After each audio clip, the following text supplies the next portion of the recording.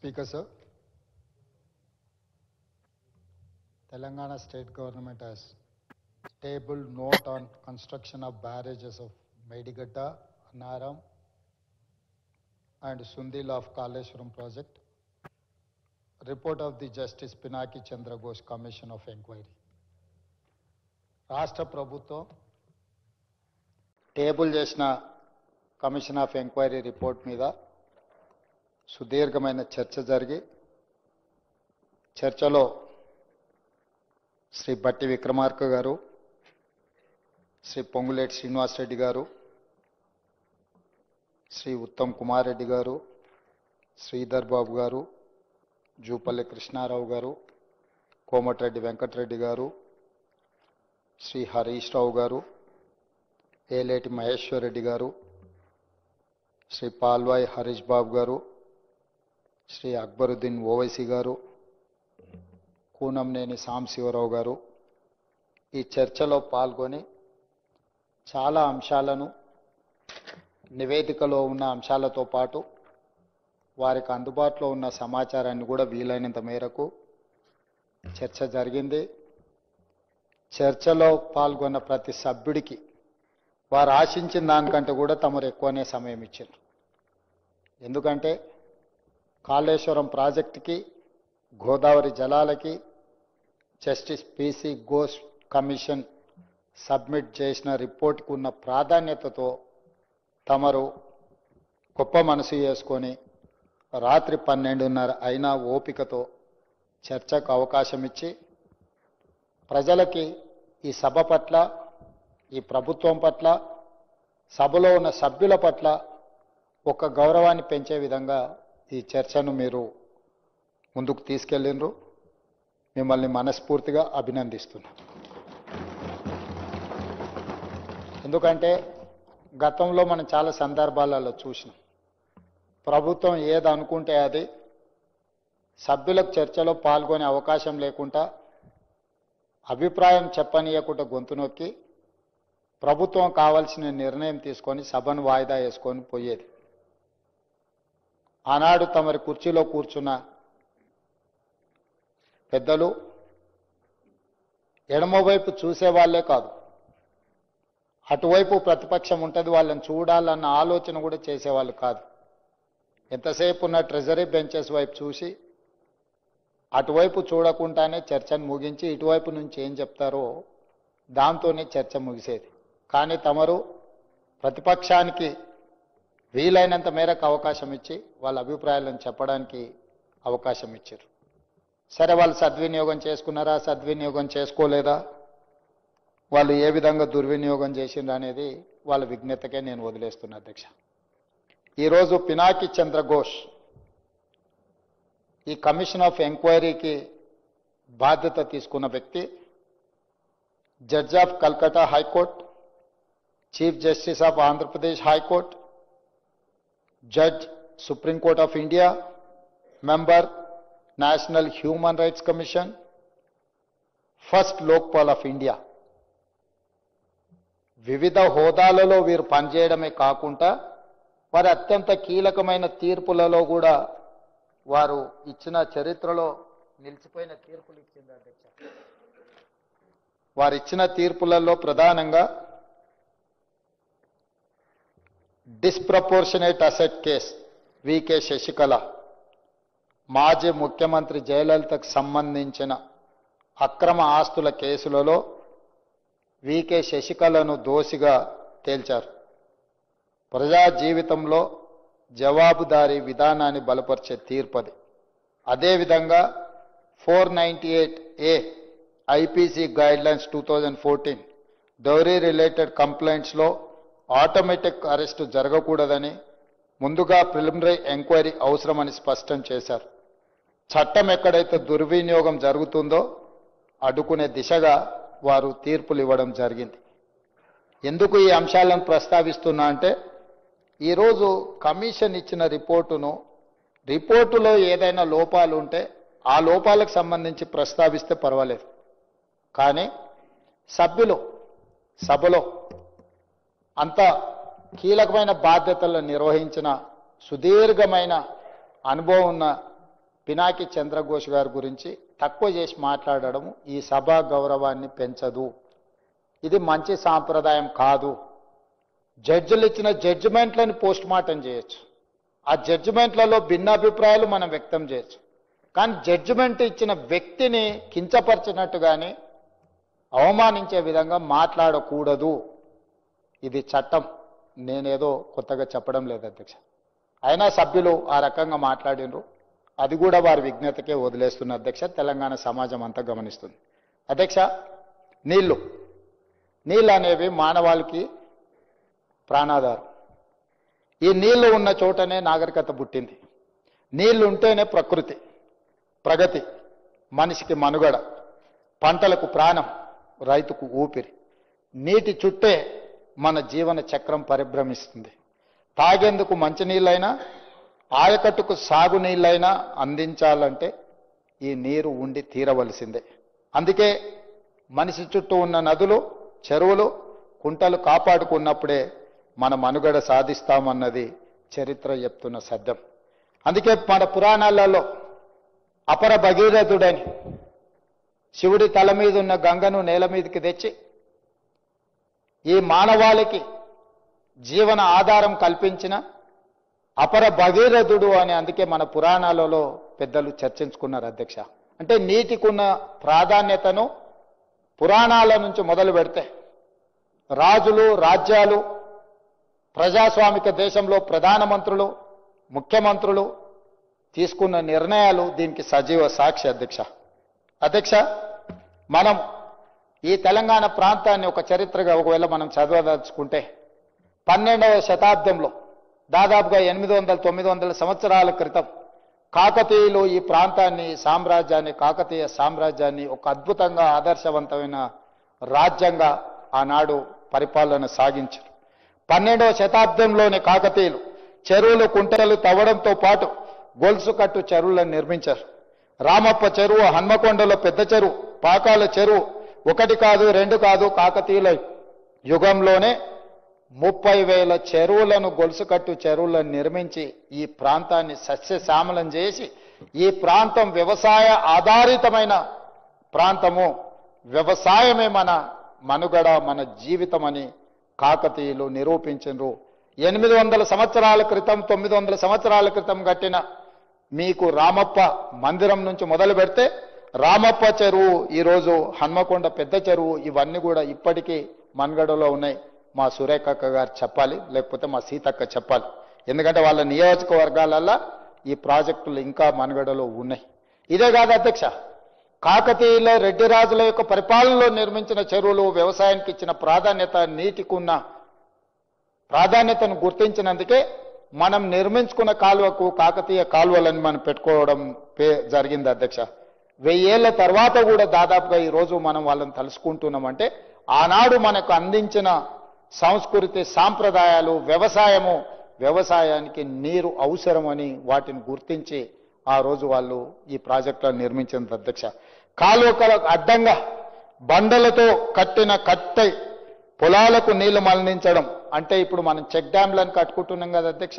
ఆనాడే కాలువలకు బండరాళ్లను అడ్డం పెట్టి చెక్ డ్యాంల కింద మార్చి పొలాలకు నీళ్లు అందించిన చరిత్ర కాకతీయుల చరిత్రలో మనం చూసినాం. కాకతీయులు మనకు ఆదర్శంగా నిలబడ్డారు. అందుకే మనం నిర్మించుకున్న కెనాల్స్కి కాకతీయ కెనాల్ అని మనం పేరు పెట్టుకోవడం జరిగింది అధ్యక్ష. అంతెందుకు అధ్యక్ష, నిజాం సర్కార్, నిజాం ఏలిన సందర్భంలో 220 సంవత్సరాలు ఈ ప్రాంతాన్ని పరిపాలించిన నిజాము వ్యవసాయాన్ని, నీటి యొక్క ప్రాధాన్యతను గుర్తించి ఈ ప్రాంతంలో నిజాం కట్టిన ప్రాజెక్టులు ఈ రోజు కూడా 100 ఏళ్ల కింద, 120 ఏళ్ల కింద నిర్మించిన ప్రాజెక్టులు ఈనాడు కూడా మన రైతులకు సాగునీరు, మన ప్రజలకు తాగునీరు అందిస్తున్నాయి అధ్యక్ష. నిజాం నిర్మించిన ప్రాజెక్టులు నిజాం సాగర్ కావచ్చు, ఉస్మాన్ సాగర్ కావచ్చు, హిమాయత్ సాగర్ కావచ్చు, అప్పుడు కట్టినవే. పెద్ద ప్రాజెక్టులతో పాటు వేల చెరువులను, కుంటలను ఆనాడు నిజాం సర్కారు నిర్మించింది అధ్యక్ష. అంతెందుకు అధ్యక్ష, నిన్న మొన్న నేను మీ పెద్దలు ఉత్తమ్ కుమార్ రెడ్డి గారు ఏరియల్ సర్వేకి వెళ్ళాం. నిన్న మొన్న జరిగిన 40 సెంటీమీటర్ల వర్షం అత్యధికంగా కురవడం వల్ల కామారెడ్డి, మెదక్ జిల్లాలను అతలాకుతలం చేసినాయి. లక్షలాది ఎకరాల పంటలు నీటిమయం అయిపోయినాయి, మునిగిపోయినాయి. వందలాది రోడ్లు కొట్టుకుపోయినాయి. వేలాది మంది ప్రజలు నిరాశ్రయులైనరు. వారిని పరామర్శించడానికి పోతే వాతావరణం అనుకూలించకపోయినా ఏరియల్ సర్వేలో మేము వెళ్ళి అక్కడి స్థితిగతులను అక్కడి పరిస్థితులను చూసినాం అధ్యక్ష. ఈరోజు అవి చూస్తున్నప్పుడు అక్కడ ఒక ప్రాజెక్టు నిటారుగా నిలబడి కనిపించింది అధ్యక్ష. ఆ ప్రాజెక్టు పేరు పోచారం ప్రాజెక్టు. 103 సంవత్సరాల క్రితము 26 లక్షల రూపాయలతో నిర్మించిన పోచారం ప్రాజెక్టు తెగిపోతుందేమో అని నిండి ప్రాజెక్టు మీద నుంచి నీళ్లు ఎల్లబారినా ఆ ప్రాజెక్టు ఈ కాలమాన పరిస్థితులకు నిలబడి దాని కింద ఉన్న 14 గ్రామాలు వేలాది మంది ప్రజలను కాపాడడానికి 103 సంవత్సరాల క్రితం నిజాం నిర్మించిన పోచారం ప్రాజెక్టు ఇంకా బలంగా నిలబడ్డది అని అంటే నిర్మాణంలో ఆనాడు తీసుకున్న నిర్ణయాలు, నాణ్యత, వాటి నిర్మాణమే కాదు నిర్వహణ కూడా ఈరోజు చేపట్టడం వల్ల 103 సంవత్సరాల తర్వాత కూడా వేలాది మంది ప్రజల్ని కాపాడడానికి పోచారం ప్రాజెక్టు ఈరోజు మనకు తార్కణం అధ్యక్ష. అంటే ఒక ప్రాజెక్టు నిర్మాణ సమయంలో తీసుకుంటున్న ప్రాజెక్టు డిజైన్ కావచ్చు, ప్రాజెక్టు కన్స్ట్రక్షన్ కావచ్చు, ప్రాజెక్టు మెయింటెనెన్స్ కావచ్చు, వీటన్నిటి పట్ల ప్రత్యేకమైన శ్రద్ధతో నేను నిర్మిస్తే ఏ విధంగా ఉంటుందో పోచారం ప్రాజెక్టు ఒక ఉదాహరణ అధ్యక్ష. మరి ఈరోజు మనం చర్చ చేస్తున్న కాళేశ్వరం ప్రాజెక్టు కట్టడం, కూలడం, 1,00,000 కోట్లు గోదావరి పాలవ్వడం అంతా 3.5-4 సంవత్సరాలలో జరిగిపోయింది అధ్యక్ష. ఇంత దారుణమైన సంఘటనలు మన కళ్ళ ముందే కట్టడం, మన కళ్ళ ముందే కూలిపోవడం, ఆ గోదావరిలో 1,00,000 కోట్లు కొట్టుకుపోవడాన్ని చూస్తే చర్చించొద్దు, కమిషన్ వెయ్యొద్దు, కమిషన్ రిపోర్ట్ ఇవ్వొద్దు అని ఈరోజు అడ్డుకునే ప్రయత్నం చేస్తున్న వాళ్ళను ఏ తెలంగాణ సమాజం ఏమనుకోవాలో మీరు ఒక్కసారి ఆలోచన చేయండి అధ్యక్ష.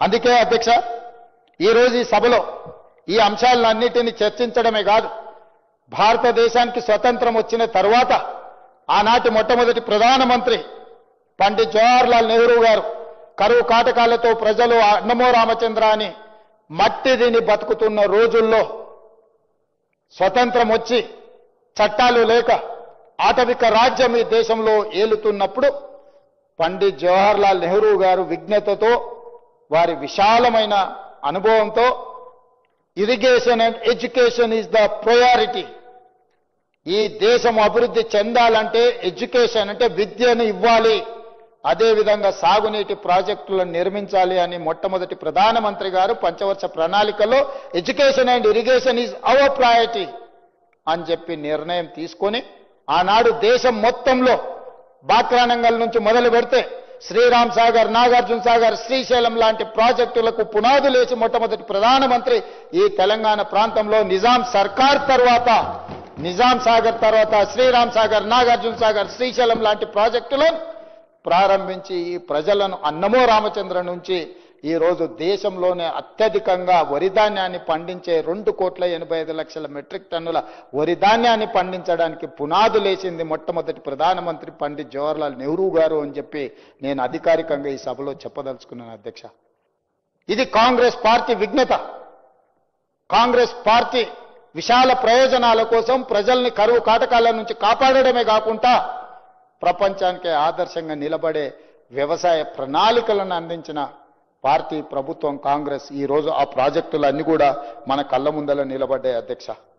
ఈ రోజు మనం ఇలాంటి పరిస్థితుల్లో ఆ తర్వాత తెలంగాణ, హైదరాబాద్ రాష్ట్రం, చెన్నై, తమిళనాడు నుంచి విడిపోయిన ఆంధ్రప్రదేశ్, ఈ 2 రాష్ట్రాలను కలిపి 1956లో ఉమ్మడి రాష్ట్రంగా మార్చడం జరిగింది అధ్యక్ష. ఆ చరిత్ర గురించి నేను చెప్పాల్సిన అవసరం లేదు, ఇక్కడ ఉన్న ప్రతి ఒక్కరికి తెలుసు. ఆ నెహ్రూ గారి వారసత్వాన్ని తీసుకొని ప్రాజెక్టుల యొక్క నిర్మాణాన్ని, అంతర్రాష్ట్ర జల వివాదాలను పరిష్కరించుకుంటూ, అంతర్రాష్ట్ర ముఖ్యమంత్రులు ఒప్పందాలు చేసుకుంటూ ప్రాజెక్టుల నిర్మాణానికి ముందుకు సాగింది అధ్యక్ష ఆనాడు ఉమ్మడి ఆంధ్రప్రదేశ్. 1975లో మహారాష్ట్ర ముఖ్యమంత్రి ఎస్బి చవాన్ గారు, ఆనాటి ఉమ్మడి ఆంధ్రప్రదేశ్ ముఖ్యమంత్రి, ఖమ్మం జిల్లా బిడ్డ జలగం వెంగళరావు గారు 1975లో ఒప్పందం చేసుకున్నారు అధ్యక్ష. గోదావరి నదికి సంబంధించిన జలాలు మహారాష్ట్రలో వార్ధా నది, వాన్గంగా నది కలిసి ఉమ్మడి ఆంధ్రప్రదేశ్ ఆనాటి జిల్లా ఆదిలాబాదులోకి ప్రవేశించినప్పుడు ప్రాణహితగా మారి తుమ్మిడిహెట్టి ద్వారా మన ప్రాంతానికి ఈనాటి తెలంగాణ రాష్ట్రంలో ఆదిలాబాద్ జిల్లాలో ప్రవేశించబోతున్న ప్రాంతాన్ని ఆ ప్రాజెక్టును ఆ నీళ్లను ప్రాణహిత ప్రాజెక్టు కింద గుర్తించింది అధ్యక్ష. ఆ ప్రాణహిత మీద బ్యారేజీలు నిర్మించాలి, నీటిని మళ్లింపు చేపట్టాలి, తద్వారా రెండు రాష్ట్రాలు ప్రయోజనం పొందాలి, వ్యవసాయానికి తాగునీటికి ఈ ప్రాజెక్టులు ఉపయోగపడాలి అని మొట్టమొదటి ఒప్పందం ఎస్బి చవాన్ వెంగళరావు గారి మధ్యలో జరిగింది. ఆనాడు పునాది రాయబడ్డది అధ్యక్ష ఆ ప్రాజెక్టుకి. ఉమ్మడి రాష్ట్రంలో ఈ ప్రాజెక్టులు నిర్మించాలని ఆనాడు నిర్ణయం తీసుకున్నారు అధ్యక్ష. అదేవిధంగా అధ్యక్ష, ఎక్కడ అన్యాయం జరుగుతుందో అక్కడ తిరుగుబాటు పుడుతుంది, ఎక్కడ కాలే కడుపులు రగులుతాయో అక్కడ పోరాటాలు పురుడు పోసుకుంటాయి. దీనికి తెలంగాణ ప్రాంతం ఒక చారిత్రాత్మక నిదర్శనం. గలగల పారే జీవ నదుల గడ్డ అయిన తెలంగాణ దశాబ్దాల పాటు బీడు భూములకు బీద జీవితాలకు కన్నీటి వలసలకు సజీవ సాక్ష్యంగా మిగిలింది. అందుకే ఇక్కడ నక్సల్బరీ పోరాటాలు పురుడు పోసుకున్నాయి. మొదట భూమి, ఆ భూమికి సాగునీరు లేకపోవడం వల్ల ప్రజల జీవితాలు దుర్భరమైనాయి. ఉమ్మడి పాలకుల నిర్లక్ష్యం నుండి ఉద్యమాలు పుట్టాయి. రైతుల ఆత్మహత్యల నుండి రణ నినాదాలు మోగాయి. బీడు భూములను వదిలి బతుకు తెరువు కోసం ప్రజలు ముంబై, దుబాయ్ వలసలు పోయారు అధ్యక్ష. ఈ వలసలు ఈ పేదరికమే, ఈ ఆకలి కేకలే తెలంగాణ ఉద్యమానికి పునాదులైనాయి అధ్యక్ష. ఈ ఆకలి కేకల నుంచి పుట్టుకొచ్చిన తెలంగాణ ఉద్యమం ఉస్మానియా యూనివర్సిటీ, కాకతీయ యూనివర్సిటీల నుంచి అక్కడి విద్యార్థులు ప్రాణ త్యాగం చేసి అమరులై ఆకాశంలో నక్షత్రాలై వెలిగి తెలంగాణ రాష్ట్రాన్ని సాధించడం జరిగింది అధ్యక్ష.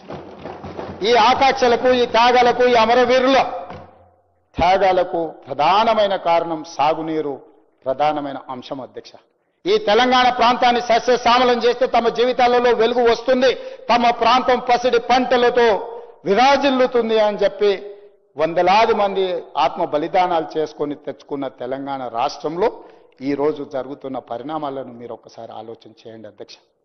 ఆనాడు చేసుకున్న ఒప్పందాలు వెంగళరావు గారిని ఒప్పందాల తర్వాత మళ్ళీ 2004 సంవత్సరంలో కరువు కాటకాల నుంచి పేలిపోతున్న ట్రాన్స్ఫార్మర్లు, కాలిపోతున్న మోటార్లు, ఆత్మహత్యలకు పాల్పడుతున్న తెలంగాణ రైతాంగం యొక్క జీవితాలలో వెలుగులు నింపాలి అని శ్రీమతి సోనియా గాంధీ గారి నేతృత్వంలో ఏర్పడ్డ UPA 1 ప్రభుత్వం డాక్టర్ వైఎస్ రాజశేఖర రెడ్డి గారి నాయకత్వంలో జలయజ్ఞాన్ని ప్రారంభించి ఆనాడు చేసుకున్న ప్రాణహిత ప్రాజెక్టు ఒప్పందాలను తిరిగి 2007-8లో మళ్ళీ పునరుజ్జీవనం పొందినయి. ఆ విధంగా ఈ ప్రాజెక్టు పునాదులు పడ్డాయి అధ్యక్ష. ఆ ప్రాజెక్టుకి ఆనాడు తీసుకున్న నిర్ణయం, ప్రాజెక్టు యొక్క అంచనాలు,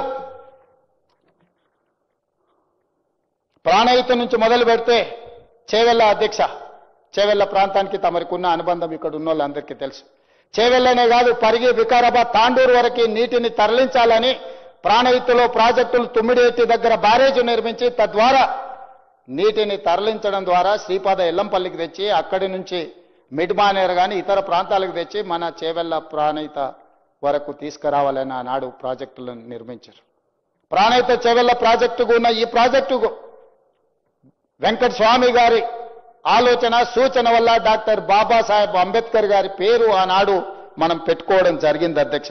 ఆ ప్రాజెక్టు యొక్క అంచనాలు, ఆలోచనలు 16,40,000 ఎకరాలకు 38,000 కోట్ల రూపాయలతో అంచనాలతో ఆనాడు టెండర్లు పిలిచి ఆ ప్రాజెక్టు పనులను ప్రారంభించి 2008లో టెండర్లై 2009లో ప్రారంభించి 2014 తెలంగాణ రాష్ట్రం వచ్చేటప్పటికి దాదాపుగా 6,157 కోట్ల రూపాయలను మనం ఖర్చు పెట్టినాం అధ్యక్ష. ఆ ప్రాజెక్టు యొక్క విధానము, ఆలోచన ఆదిలాబాద్, నిజామాబాద్, కరీంనగర్, మెదక్, రంగారెడ్డి, నల్గొండ 6 జిల్లాలలో 16,40,000 ఎకరాలకు సాగునీరు అందించడమే కాదు, హైదరాబాదు నగరానికి దాహార్తిని తీర్చడానికి ఆనాడు ప్రణాళికలు వేసిండ్రు. 160 TMCలను తరలించాలి, తద్వారా ఈ ప్రాజెక్టును పూర్తి చేయాలని ఒక ప్రణాళికలు సిద్ధం చేసుకొని ఉమ్మడి రాష్ట్రంలో జూన్ 2, 2014 కంటే ముందు 6,157 కోట్ల రూపాయలను ఖర్చు పెట్టినాం అధ్యక్ష. తెలంగాణ రాష్ట్రం వచ్చిన తర్వాత కూడా మొట్టమొదటి ముఖ్యమంత్రి చంద్రశేఖరరావు గారు ఆ ప్రాజెక్టును కొనసాగించడమే కాదు 5,523 కోట్ల రూపాయలను ఖర్చు పెట్టడం జరిగింది అధ్యక్ష. దాదాపుగా 2015 సంవత్సరం వరకు 11,670 కోట్ల రూపాయలను ఖర్చు పెట్టిన చంద్రశేఖరరావు గారు అప్పటికి పూర్తయిన తర్వాత ఆయనకు అర్ధరాత్రి పూట మరి ఎవరు ప్రత్యక్షమయ్యారో, ఎవరు ఆలోచన చెప్పినరో, ఎవరు ఆయనకి దుర్బుద్ధి కలిగించిందో నాకు తెలియదు. దానికి కారణం కుటుంబ ఒత్తిడా, ఆయన ఆలోచననా, లేకపోతే కాంట్రాక్టర్లు పెట్టిన ప్రలోభమా నాకు తెలియదు అధ్యక్ష. అక్కడ బీజం పడ్డది. ఆ బీజము విషవృక్షమై తెలంగాణ ప్రాంతాన్ని కబలించింది అధ్యక్ష. ఆ ఆలోచనలతోని ఒక అందమైన ముసుగు, ఒక కొత్త పదాన్ని కనిపెట్టిండు, రీడిజైనింగ్ అని. అంటే పాత ప్రాజెక్టులను అన్నిటిని కూడా రీడిజైనింగ్, పునరుద్ధరిస్తాము, వాటి అన్ని పునర్నిర్మాణం చేస్తామని చెప్పి రీడిజైనింగ్, ప్రాజెక్టుల రీడిజైనింగ్ అని ఒక పదం కనిపెట్టింది అధ్యక్ష. ఎక్కడైతే ప్రాణహిత దగ్గర ఒప్పందాల ప్రకారం ఆనాడు వెంగళరావు గారు, ఎస్బి చరణ్ గారు చేసిన ఒప్పందం, ఆ తర్వాత కిరణ్ కుమార్ రెడ్డి గారు మహారాష్ట్ర ముఖ్యమంత్రి గారు చేసుకున్న ఒప్పందాల ప్రకారం తెలంగాణ రాష్ట్ర ప్రభుత్వము, ఆనాడు ఉమ్మడి ఆంధ్రప్రదేశ్ ప్రభుత్వం 152 మీటర్ల ఎత్తున తుమ్మిడిహెట్టి దగ్గర బారేజు నిర్మిస్తామని మనమంటే 152 మీటర్ల ఎత్తున మీరు ఈ ప్రాజెక్టు నిర్మిస్తే మా ప్రాంతం ఎక్కువ ముంపుకు గురవుతుంది, 148 మీటర్లలో నిర్మించుకోండి అని వాళ్ళు చెప్పడం జరిగింది అధ్యక్ష. ఏ రోజు కూడా మహారాష్ట్ర ప్రభుత్వం అక్కడ ప్రాజెక్టు నిర్మించొద్దు అని అభ్యంతరాలు పెట్టలేదు. మహారాష్ట్ర ప్రభుత్వం యొక్క అభ్యంతరం వల్ల 152 మీటర్ల ఎత్తున నిర్మిస్తే మా ప్రాంతం ఎక్కువగా ముంపుకు గురవుతుంది కాబట్టి 148 మీటర్ల ఎత్తున నిర్మించుకున్న ప్రాజెక్టులో చిన్న చిన్న మార్పులు చేసుకుంటే మీకు కావాల్సిన 165 టీఎంసీల నీళ్లు వస్తాయని సాంకేతిక నిపుణులు సెంట్రల్ వాటర్ కమిషన్ నివేదికలు ఇవ్వడం జరిగింది అధ్యక్ష. 2009లోనే నేను ఇంతకుముందే చెప్పిన, ఎక్కువ వివరాల జోలికి వెళ్ళదలుచుకోలేదు, గతము ఇంతకుముందే మీ ముందర ప్రస్తావించిన 2009లోనే సెంట్రల్ వాటర్ కమిషన్ స్పష్టంగా రాసింది 235 టీఎంసీ నీటి లభ్యత ఉంది అని. 2014లో తెలంగాణ రాష్ట్రం వచ్చిన తర్వాత 24/10/2014 నాడు తిరిగి 205 టీఎంసీ నీటి లభ్యత ఉంది, మీకు క్లియరెన్స్లు ఇస్తున్నాము, మీరు ప్రాజెక్టు నిర్మించుకోండి అని చెప్పి సెంట్రల్ వాటర్ కమిషన్ క్లియర్గా మనకు అనుమతులు ఇచ్చినట్టు జలశక్తి మినిస్టర్ ఉమాభారతి గారు మనకు లేఖ రాయడం జరిగింది అధ్యక్ష. అభ్యంతరం అల్లా, చర్చలల్లా నాటి విద్యాసాగర్ రావు గారు తెలంగాణ ప్రాజెక్ట్స్ ఇన్ఛార్జ్ ఆ రోజు ఇతర అధికారులతో కలిసి అధ్యక్ష మహారాష్ట్ర ప్రభుత్వంతో కూర్చొని చర్చలు చేశారు.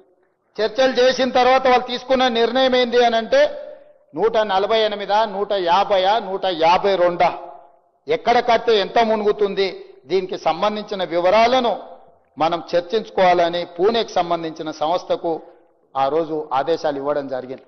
దీనివల్ల ముంపు ఎంత ఉంటుంది, నష్టం ఎంత ఉంటుంది, మహారాష్ట్రను ఒప్పించడానికి ఏం కావాలని తెలంగాణ రాష్ట్రము అదేవిధంగా మహారాష్ట్రకు సంబంధించిన నిపుణులు కలిసి కూర్చొని 10 నుంచి 15 రోజులలో వాళ్ళు నివేదిక ఇవ్వాలి.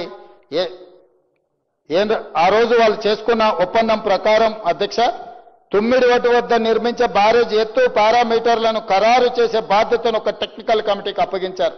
అప్పటి ఆంధ్రప్రదేశ్ ప్రభుత్వం 152 మీటర్ల ఎత్తు నిర్ణయించగా తమ ప్రాంతంలో ముంపు తగ్గించేందుకు 148 మీటర్లే ఉంచాలని మహారాష్ట్ర ప్రభుత్వం అభ్యంతరం తెలిపింది.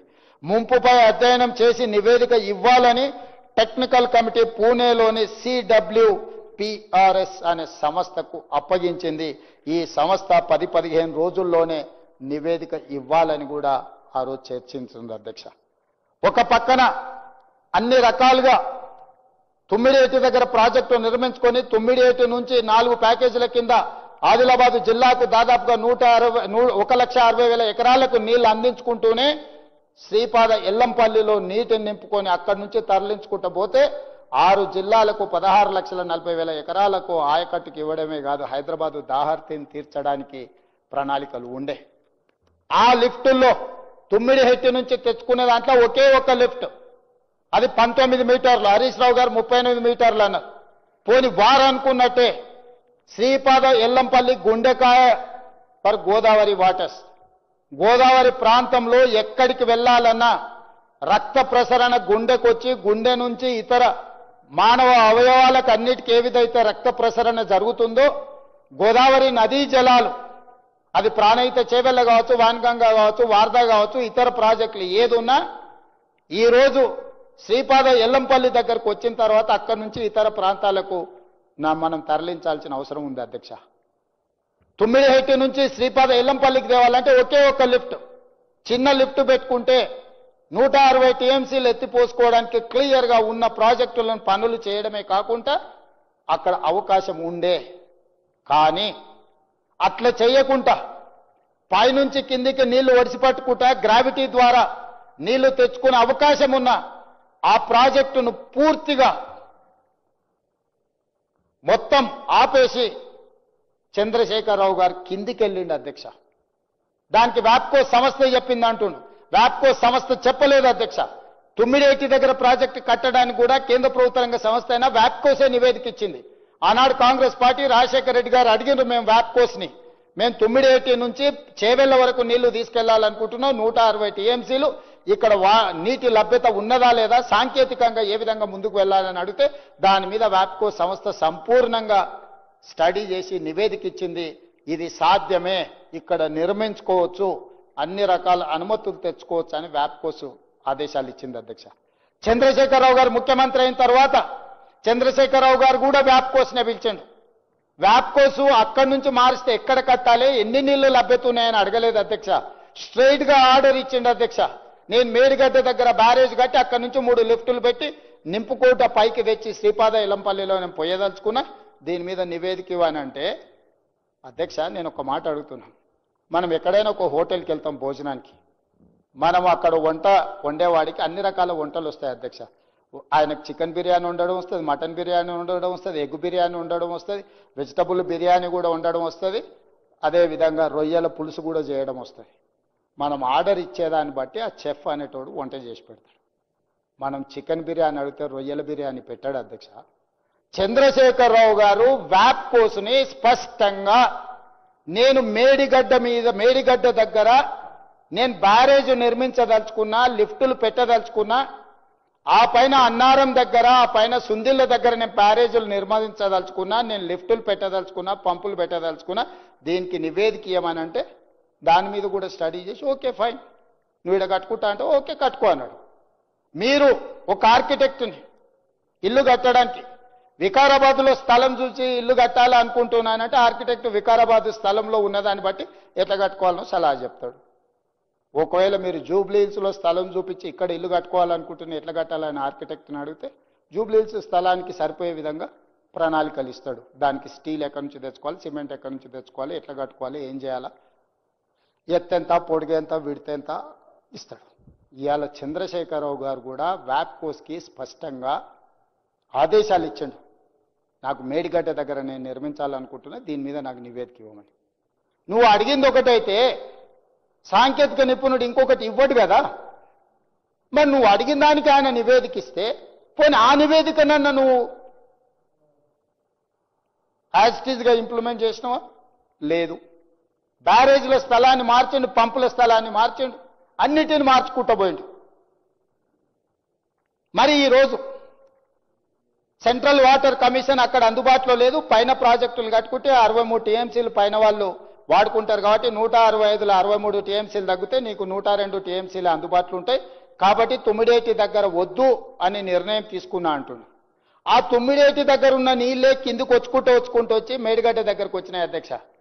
మహారాష్ట్ర ప్రభుత్వం ఒకవేళ పైన ప్రాజెక్టులు నిర్మించుకుంటే 63 టీఎంసీల నీళ్లు అక్కడ వాడుకుంటే మేడిగడ్డ దగ్గరైనా 63 టీఎంసీల పైన పట్టుకుంటే అటే వెళ్ళిపోతాయి కదా అధ్యక్ష. మేడిగడ్డ దగ్గరకు కొత్తగా వచ్చే నీళ్ళు ఎక్కడివి అధ్యక్ష? ఈరోజు పైనుంచి గ్రావిటీ ద్వారా తెచ్చుకుంటే లిఫ్టులు పంపులు తగ్గుతాయి, ప్రాజెక్టు కాస్ట్ తగ్గుతుంది. కానీ కిందికి పోయి పాతాళంలో నుంచి పైకి ఎత్తుకుంటూ వస్తే కాస్ట్ పెరుగుతుంది, కాంట్రాక్టులు పెరుగుతాయి. ఈ కాంట్రాక్టర్లు ఇచ్చే కమిషన్లకు కక్కుర్తిపడి గ్రావిటీ ద్వారా రావాల్సిన 160 టీఎంసీల నీటిని సింగిల్ లిఫ్ట్ తోని తెచ్చుకోవాల్సిన నీటిని శ్రీపాద ఎల్లంపల్లిలో నింపుకోవాల్సిన నీటిని అట్లా కాదని కిందికెళ్ళి మేడిగడ్డ అన్నారం సుందిళ్ళ దగ్గర నుంచి కింది నుంచి పైకి మేడిగడ్డ నుంచి అన్నారంలో ఎత్తిపోసి అన్నారంలో నుంచి సుందిళ్ళలో ఎత్తిపోసి సుందిళ్ళ నుంచి ఎత్తి శ్రీపాద ఎల్లంపల్లిలో పోసిండు అధ్యక్ష. అదే నీకు తుమ్మిడేటి నుంచి ప్రాజెక్టు నిర్మించనుంటే 20 పంపులు 3460 మెగావాట్ల విద్యుత్ అవసరం ఉంటుండే. పంపుల కెపాసిటీ పెంచి కిందికి పోవడం వల్ల 20 పంపులు కాస్త 26 పంపులైనాయి. 3460 మెగావాట్ల విద్యుత్ అవసరం 8450 మెగావాట్ల విద్యుత్ అవసరం పెరిగింది అధ్యక్ష. ఏ కాంట్రాక్టర్ల కోసం ఈ పంపులు లిఫ్టులు పెంచినవని ఈరోజు మేము అడుగుతున్నాం అధ్యక్ష. నీరు వినియోగం పెరగలేదు. అదే 160 టీఎంసీల మీదనే ప్రాజెక్టులు రిలే అయినాయి. నీటి వినియోగం పెరగలేదు, నీటి లభ్యత మారలేదు. కానీ ప్రాజెక్టుల అంచనాలు 38,000 కోట్ల నుంచి ఈరోజు ఉత్తమ్ కుమార్ రెడ్డి గారు చెప్పినట్టు 1,47,000 కోట్ల రూపాయలకు పెరిగినాయి అధ్యక్ష.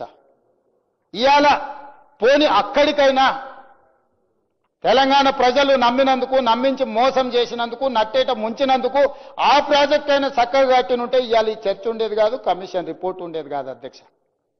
ఆ నిర్మాణంలో స్పష్టంగా national dam safety authority has said that design, construction, maintenance, everything is లాక్స్డ్.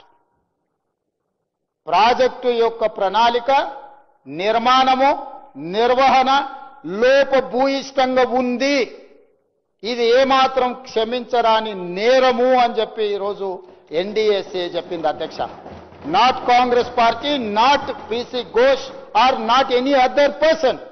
NDSA is the expert committee for national dam సేఫ్టీలో అత్యంత నైపుణ్యం ఉన్న కేంద్ర ప్రభుత్వ రంగ సంస్థ.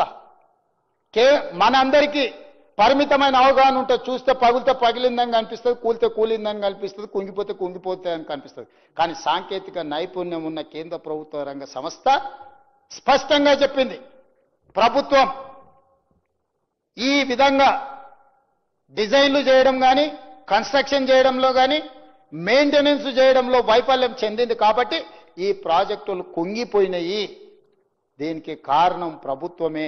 ఇందులో ఉన్న సాంకేతిక నిపుణులు తీసుకున్న సాంకేతిక పరమైన అంశాలు, టెక్నాలజీని చేంజ్ చేయడాన్ని, వీటన్నిటిని కూడా తప్పుబట్టింది అధ్యక్ష. ఈరోజు తప్పుబట్టిన ఎన్డీఎస్ఏ రిపోర్టును ఎన్డీఏ రిపోర్ట్ అంటాడు ఆయన. ఆయనకున్న తెలివితేటలన్నీ ఉపయోగించి ఈరోజు వారి విధంగా దీనికంత కారణం ఏంది అధ్యక్ష? 2015లో ఆయనకు ఖచ్చితంగా ఎవరో కళ్ళలో వచ్చి ఉంటాడు.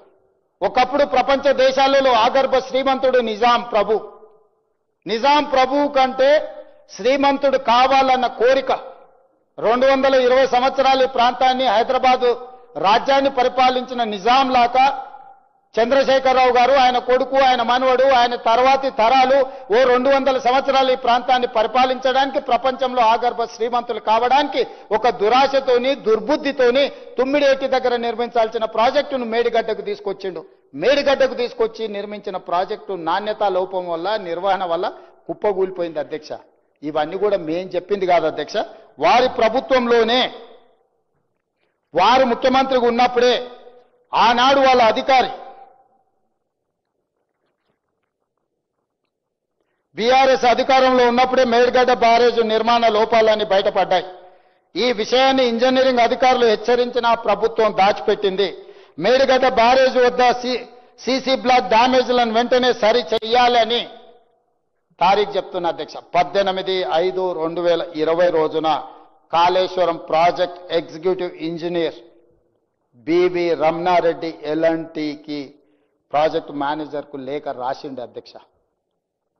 ఈ ప్రాజెక్టు నిర్మాణం జరిగిన తర్వాత చంద్రశేఖరరావు గారు సాగునీటి పారుదల శాఖ మంత్రిగా ఉన్నప్పుడే ఈ ప్రాజెక్టులో ఉన్న లోపాలను 18/5/2020 రోజున Kaleshwaram project executive engineer BV Ramana Reddy L and T project మేనేజర్కు లేఖ రాసిండు. అప్పుడే బ్యారేజీలో లోపాలు బయటపడ్డాయి. కానీ ఏజెన్సీలు కాంట్రాక్ట్ కంపెనీలతో కుమ్ముక్కవడంతో అజమాయిషీ లేకుండా పోయింది అధికారులకు. ఎందుకంటే ఈ కాంట్రాక్టర్లు ఇచ్చిన కమిషన్లకు లొంగిపోయి కాంట్రాక్టర్లకి ప్రభుత్వంలో ఉన్న ఆనాటి ప్రభుత్వంలో ఉన్న పెద్దలకు అజమాయిషీ లేకపోవడము, వాళ్ళని నియంత్రించడము, లేకపోతే ఇందులో జరిగిన లోపాలను సరిదిద్దడానికి ఒత్తిడి చేసే శక్తి సన్నగిల్లడము, వీళ్ళు అవినీతికి పాల్పడడం వల్ల దెబ్బతిన్నది అధ్యక్ష. నేను ఈరోజు తమ ద్వారా చంద్రశేఖరరావు గారిని, హరీష్ రావు గారిని అడుగుతున్నా అధ్యక్ష. 2020 సంవత్సరంలో మేము అధికారంలో లేము కదా అధ్యక్ష. 18/5 నాడు మీ ప్రభుత్వంలో మీ అధికారి ఎగ్జిక్యూటివ్ ఇంజనీర్ స్పష్టంగా మేడిగడ్డలో సమస్యలు ఉన్నాయి అని చెప్పి లేఖ రాస్తే మీరు ఎందుకు చర్యలు తీసుకోలేకపోయినారు అధ్యక్ష?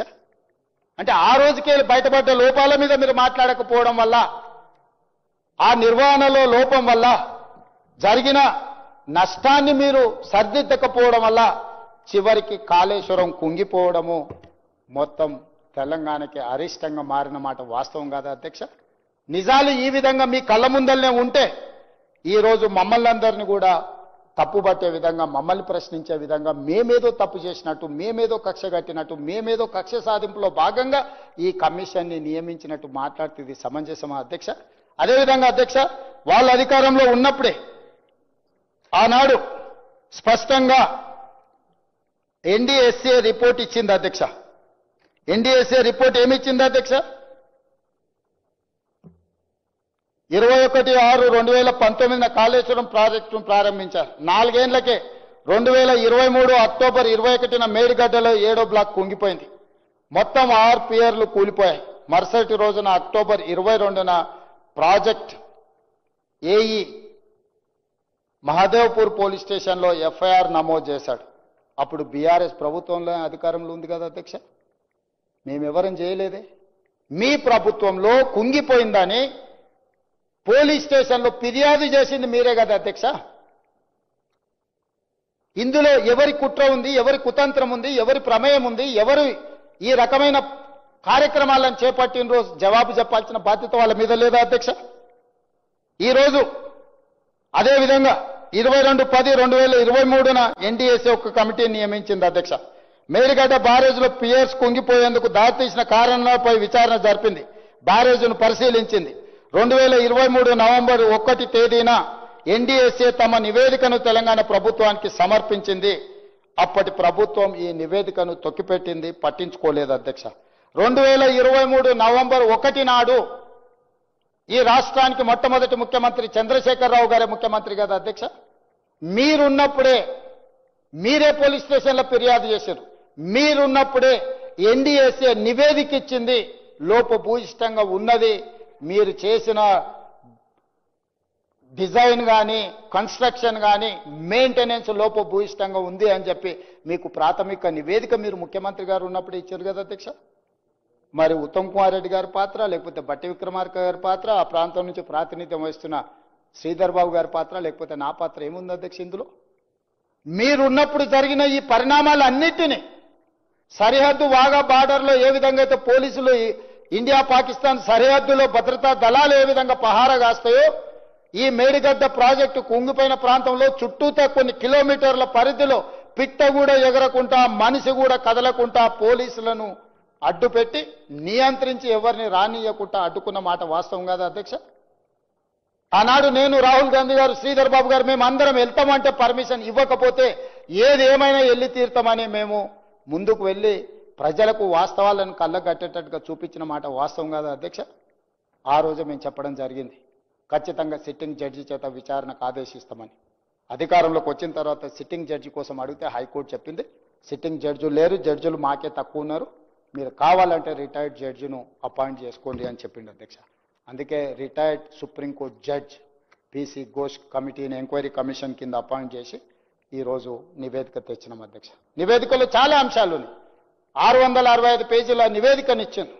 దానికి సంబంధించి షార్ట్ డిస్కషన్ కోసం ఒక నోట్ మా ఉత్తమ్ కుమార్ రెడ్డి గారు కొన్ని రోజుల నుంచి నిద్రలు పోకుండా ఈరోజు ఆ నివేదికను చేసి చర్చ కోసం ఇక్కడ పెట్టిండ్రు అధ్యక్ష. ఒకటి, చంద్రశేఖరరావు గారు తుమ్మిడిఏటి నుంచి మేడిగడ్డకు మార్చడానికి ప్రధానమైన నిర్ణయాలు మొత్తం చంద్రశేఖరరావు గారే తీసుకున్నారు. దీనికి ప్రధానమైన కారణం చంద్రశేఖరరావు గారే అని నివేదికలు చెప్పిండ్రు అధ్యక్ష. నేను స్థూలంగా చెప్పదలుచుకున్నా.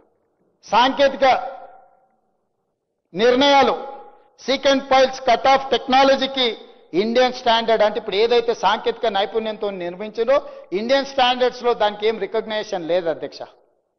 టెక్నాలజీని మార్చింది హరీష్ రావు గారు. అంటే ఒక విధంగా నిర్మించాల్సిన సాంకేతిక నైపుణ్యాన్ని ఇంకొక విధంగా మార్చడం ద్వారా ఈ రోజు అది కుప్పగూలడానికి కారణమైంది అధ్యక్ష. అదేవిధంగా అధ్యక్ష, మనం ఇల్లు కట్టుకుంటే బునాది తీసుకుంటాం, భూమి గట్టిగా తలిగే వరకు కిందికి పోతాం. ఒకవేళ భూమి గట్టిగా తలగకపోతే కొన్ని జాగ్రత్తలు తీసుకుంటాం. ఆనాడు సర్ ఆర్థర్ కాటన్ ధవళేశ్వరం మీద కట్టిన బ్యారేజు అక్కడి నుంచి పైకి వారు స్టడీ చేసుకుంటూ వచ్చి ఇచ్చంపల్లి దగ్గర మళ్ళీ ప్రాజెక్టు కట్టాలి, ఎక్కడ కూడా భూమి సరైన విధంగా లేదు, భూమిలో లోపాలు ఉన్నాయి, ఇక్కడ ప్రాజెక్టులు కట్టొద్దని సర్ ఆర్థర్ కాటన్ ఆనాడు మనకు క్లియర్గా దీని మీద నివేదిక ఇచ్చిండు అధ్యక్ష. అప్పుడు కట్టాలనుకున్నాడు. ఆయన వచ్చిన వాళ్ళు చాలా మంది చచ్చిపోవడం వల్ల ఆయన ఈ తెలంగాణ ప్రాంతంలో ప్రాజెక్టులను కట్టడానికి ఆనాడు వీలు లేకపోయింది. అధ్యక్ష, ఈ రోజు నేను ఒక మాట చెప్పదలుచుకున్నా అధ్యక్ష. సర్ ఆర్థర్ కాటన్ మనందరికీ తెలుసు, వారు ఎవరు? బ్రిటిష్ అధికారి. ఈ దేశాన్ని దోసుకోవడానికి పాలించడానికి వచ్చిన ఈస్ట్ ఇండియా కంపెనీకి సంబంధించిన ప్రతినిధులు బ్రిటిషర్స్ వ్యాపారం ముసుగులో వచ్చి దేశాన్ని ఆక్రమించుకొని ఈ దేశాన్ని దోసుకొని ఈ దేశాన్ని పరిపాలించిన వాళ్ళు. సర్ ఆర్థర్ కాటన్ బ్రిటిష్ హయాంలో అధికారి. ఈ ప్రాంత రైతుల కష్టాలను చూసి ఆయనే స్వయంగా గుర్రంపై రాజమండ్రి సమీపంలో అటవీ ప్రాంతంలో పర్యటించి 1847లో ధవళేశ్వరం బ్యారేజ్ నిర్మించింది అధ్యక్ష. గోదావరి నదికి అడ్డంగా ఆనకట్ట కట్టి నీళ్లను డెల్టా ప్రాంతానికి మళ్లించి వేలాది ఎకరాలకు సాగునీటిని అందించారు అధ్యక్ష. తెలుగు ప్రజలు కాటన్ దొరను, సర్ ఆర్థర్ కాటన్ దొర అని ఒక గొప్ప బిరుదు ఇవ్వడమే కాదు, దేవుడిలాగా విగ్రహాలు పెట్టి పూజించి దేవుడిలాగా కొలిసిన సంస్కృతి మనకుంది అధ్యక్ష. తాగడానికి సాగునీటికి నీరును అందించిన బ్రిటిష్ ప్రతినిధి అయిన సర్ ఆర్థర్ కాటన్ని దొర అని పిలవడమే కాకుండా దేవుడిలా విగ్రహాలు పెట్టి పూజిస్తున్నాం. ఈరోజు ట్యాంక్ బండ్ మీద కూడా సర్ ఆర్థర్ కాటన్ విగ్రహం ఉన్నది అధ్యక్ష. అంటే ఒక మేలు చేస్తే ఎన్ని తరాలైన మరవని జాతి మనది. మన కోసం, మన సాగునీటి కోసం మనకు సహకరించిన వాళ్లను దేవుడిలా పూజించే సంస్కృతి ఉన్న మనం సర్ ఆర్థర్ కాటన్ని ఈ రోజుకు మనం కొలుస్తున్నాం అధ్యక్ష. మరి దోసుకోవడానికి వచ్చిన బ్రిటిషర్స్నే వారి ప్రతినిధిని మనకు నీళ్లు అందించినందుకు దొరగా దేవుడిగా భావిస్తే, దొరగా పుట్టినాని గొప్పగా చెప్పుకునే చంద్రశేఖరరావు గారు ఆ దొరలో ఒకంతైనా ఈ ప్రజలకు సేవ అందించాలని ఆలోచన చేసినుంటే ఇంత దుర్మార్గమైన కార్యక్రమానికి పాల్పడుతుండేనా? ఆనాడు ప్రజలకు సేవలు అందించిన సర్ ఆర్థర్ కాటన్ దొర అయితే, ఈనాడు పుట్టుకతోనే దొర అని చెప్పుకున్న చంద్రశేఖరరావు గారు దోపిడీ దొంగగా మారి తెలంగాణ సొత్తును 1,00,000 కోట్లను కొల్లగొడితే, ఇది ప్రజాస్వామిక దేశం కాబట్టి నడిబజార్లో ఉరిదీయలేదు, రాళ్లతోని కొట్టి చంపలేదు. ఈ సమాజం విచారణ చేసి సహేతుకమైన అవకాశం కల్పించి ఈరోజు ఈ సభలో ఆ నివేదిక పెట్టి మీరు కూడా మీ అభిప్రాయం చెప్పండి. మీ అందరి అభిప్రాయాలు విన్న తర్వాత మా ప్రభుత్వం నిర్ణయం తీసుకుంటుందని మేమంటే అది కూడా మా బలహీనతగా చర్చ చేస్తే ఎట్లా అధ్యక్ష? ఇన్ని వాస్తవాలు ఈ విధంగా ఉండి, ఈ వాస్తవాల ఇన్ని ఉన్నా ఒక పద్ధతి ప్రకారం ఈరోజు ఈ ప్రభుత్వాన్ని నడుపుతున్న మేము బాధ్యతాయుతంగా వ్యవహరించాలి. రేపు భవిష్యత్ తరాలు మమ్మల్ని తప్పు పట్టొద్దు. ఎక్కడైనా కోపంతోనో ఆవేశంతోనో లేకపోతే ఏదైనా తొందరపాటుతో చర్యలు తీసుకుంటే తిరిగి మనము వాటిని రిపేర్ చేయలేమన్న ఆలోచనతోనే ఈరోజు ఇంత రాత్రైనా చర్చ చేసి ఈ సభలో ప్రవేశపెట్టి మీ అందరి అనుమతి తీసుకొని ఈరోజు ముందుకెళ్దామని అనుకుంటున్నాం అధ్యక్ష. అదేవిధంగా ప్రాణహిత చేవెళ్ల ప్రాజెక్ట్ ఆనాడు కేంద్ర ప్రభుత్వం ప్రాజెక్టును మార్చడం వల్ల అంచనాలు పెరగడమే కాదు, పెంచిన అంచనాలతో కట్టిన మేడిగడ్డ అన్నారం సుందిల కూలడమే కాదు, చంద్రశేఖరరావు గారు చేసిన ద్రోహం అంతా ఇంత కాదు. ఆనాడు గవర్నమెంట్ ఆఫ్ ఇండియా స్పష్టంగా modified guidelines for the accelerated irrigation benefits programme AIBP effective from October 2013. Eligibility criteria for inclusion of projects under the scheme. AIBP project కింద ఏదైనా ప్రాజెక్టులు కేంద్ర ప్రభుత్వం గుర్తిస్తే ఆ ప్రాజెక్టు 75% కేంద్ర ప్రభుత్వం నిధులు ఇస్తుంది, రాష్ట్ర ప్రభుత్వం 25% నిధులు ఖర్చు పెడితే సరిపోతుంది అధ్యక్ష. ఇందులో 2.1.2 sub class C 4th page for new projects in special areas of non-special category states The central assistance under AIBP will be 75% of the cost of the project work component for eligible irrigation projects. చెప్పడమే కాకుండా list enclose చేసింది అధ్యక్ష ఏ ప్రాజెక్టులో ఈ రోజు ఈ AIBP ప్రాజెక్టుల కింద వస్తాయని. మహారాష్ట్ర, కర్ణాటక, ఆంధ్రప్రదేశ్ 2013లో ఆంధ్రప్రదేశ్లో మొత్తం 25 ప్రాజెక్టులను తీసుకున్నారు అధ్యక్ష ఉమ్మడి రాష్ట్రంలో. ఆ ప్రాజెక్టుల పేర్లు కూడా నేను చదవదలుచుకున్నా అధ్యక్ష. Flood flow canal from Sriram Sagar project, Gundlakamma reservoir, Sriram Sagar stage 2, Palem Vagu, Ralli Vagu, Mattadi Vagu, Golla Vagu, Pedda Vagu, Rajiv lift irrigation Bhima project, Veligallu Alisagar lift irrigation, Gupta lift irrigation, J Chokka Rao Godavari lift irrigation, Neelwai project, Kinnerasani project, Dummugudem Nagarjuna Sagar tail pond project, Sripada Sagar lift irrigation project, Rajiv Sagar lift irrigation project Dummugudem, Pranahita Chevella project, serial number 19 AIBP ప్రాజెక్టుల కేంద్ర ప్రభుత్వం 2013లోనే ఆమోదించింది అధ్యక్ష. 38,000 కోట్ల ప్రాజెక్టుల్లో మనం అప్పటికే 11,600 కోట్ల రూపాయలు ఖర్చు పెట్టిన తర్వాత దాదాపుగా 75% అంటే 40,000 కోట్ల రూపాయలు ఈ ప్రాజెక్టు ఒకవేళ అంచనా అనుకుంటే 75% అంటే 30,000 కోట్ల రూపాయలు కేంద్ర ప్రభుత్వం ఉచితంగా మనకు నిధులు ఇచ్చి పూర్తి చేయాల్సిన ప్రాజెక్టును ఈనాడు కల్వకుంట్ల చంద్రశేఖరరావు గారు పేరు మార్చి, ఊరు మార్చి, అంచనాలు మార్చి 1,50,000 కోట్ల రూపాయల అప్పు మన నెత్తి మీద పెట్టి కేంద్ర ప్రభుత్వం నిర్మించాల్సిన ప్రాణహిత చేవెళ్ల ప్రాజెక్టు ఉసురు తీసి ఉరేసింది చంద్రశేఖరరావు గారు కాదా? వారిని ఈరోజు ప్రశ్నించాల్సిన అవసరం, శిక్షించాల్సిన అవసరం ఈ సభకు లేదా అని నేను మిమ్మల్ని అడుగుతున్నా అధ్యక్ష. ఇది వ్యక్తిగతంగా ఎవరి మీద ద్వేషంతోనే మాట్లాడట్లేదు అధ్యక్ష. బాధ్యతాయుతమైన ముఖ్యమంత్రిగా 10 సంవత్సరాలు ఈ రాష్ట్రానికి ముఖ్యమంత్రిగా పనిచేసిన చంద్రశేఖరరావు గారి యొక్క లోపు భూయిష్టమైన నిర్ణయాల వల్ల ఆర్థిక భారమే కాదు, అన్యాయంగా ప్రజల్ని వంచినందుకు వారిని సాగునీటి పారుదల శాఖ మంత్రి హరీష్ రావు గారిని శిక్షించాల్సిన అవసరం లేదా అధ్యక్ష? అదేవిధంగా serial number 20 Koil Sagar, Singur canal, Indira Sagar, Komaram Bheem, Chautapalli, Hanumanthareddy lift irrigation, Modikunta వాగు 25 ప్రాజెక్టులను నాడు కేంద్ర ప్రభుత్వం యూపీఏ చైర్పర్సన్ శ్రీమతి సోనియా గాంధీ గారి నేతృత్వంలో మన్మోహన్ సింగ్ గారు 25 ప్రాజెక్టులను మనకు 75% కేంద్ర ప్రభుత్వం నిధులు ఇచ్చే ప్రాజెక్టులను ఇస్తే దాన్ని మెజారిటీ ప్రాజెక్ట్స్ ఇవన్నీ తెలంగాణలో ఉన్నాయి అధ్యక్ష. ఇప్పుడు ఎందుకు చదివినిపించిన అంటే ఇవన్నీ తెలంగాణ ప్రాంతంలో మెజారిటీ ప్రాజెక్టులు.